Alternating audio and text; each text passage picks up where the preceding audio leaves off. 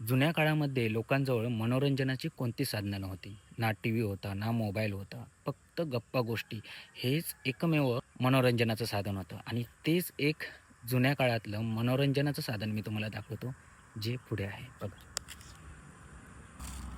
हे दिसतंय ते. हा आहे एक पार. ज्या पारावर लोकं बसून गप्पा मारत असत आणि हा पार मला दिसण्यामागचं कारण इथली जी झाडी होती ती जाळल्यामुळे हा पार निदर्शनास आला आणि हा पार माझ्या काळसे या गावामध्ये आहे. तुम्ही बघू शकताय कदाचित याच ठिकाणी बसून त्या लोकांनी गप्पा मारल्या असतील. आता तो पूर्णपणे नष्ट झालाय. दगड पूर्ण निखळून पडलेले आहेत.